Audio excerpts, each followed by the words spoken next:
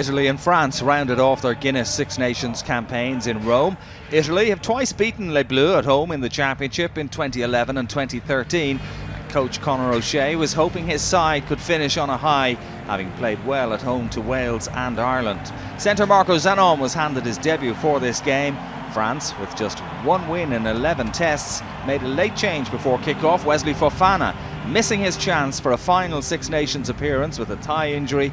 Geoffrey Doumairou started at number 12.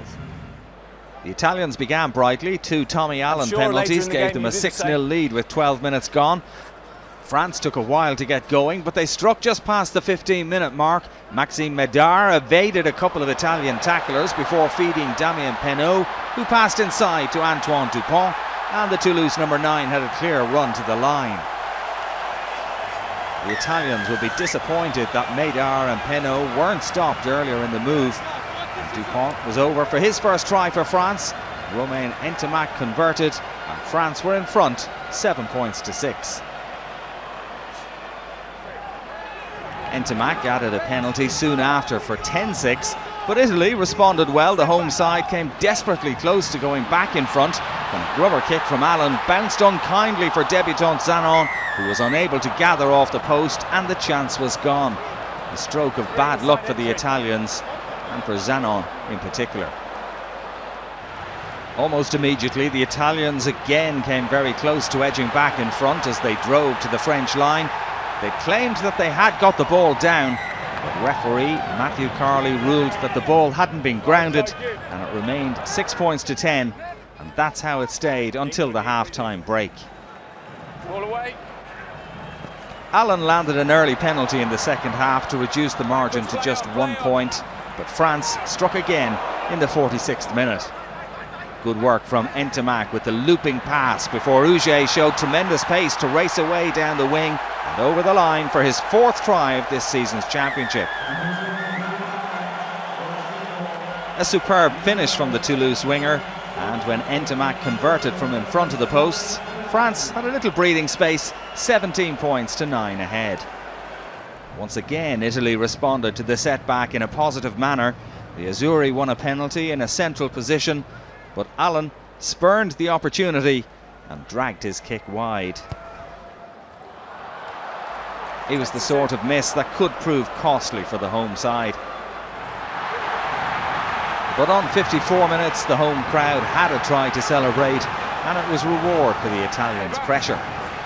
Benetton scrum half Tito Tebaldi was smart to create the gap with a beautiful dummy and quickly dived over for a hugely important score. It brought the Italians right back into the game, but once again Allan was off target with the conversion attempt to leave 3 points between the sides. Italy 14, France 17 going into the last quarter of the match. France extended their lead to 6 points with an Ntamack drop goal in the 63rd minute. They had good attacking position, and it was an interesting decision to go for the drop. The lead was now out to 20 points to 14. Italy were camped in French territory for the last quarter of an hour.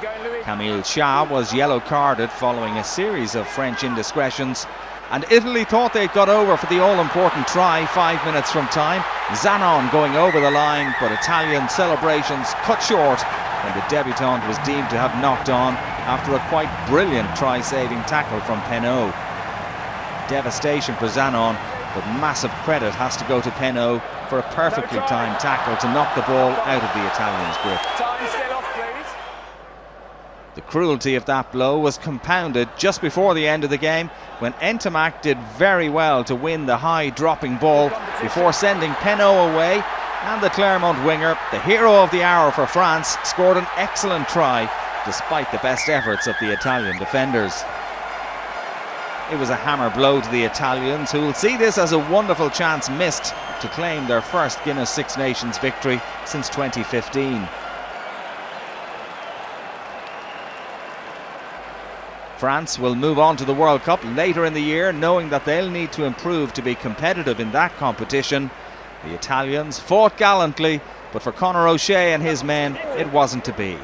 Final score at the Stadio Olimpico: Italy 14, France 25.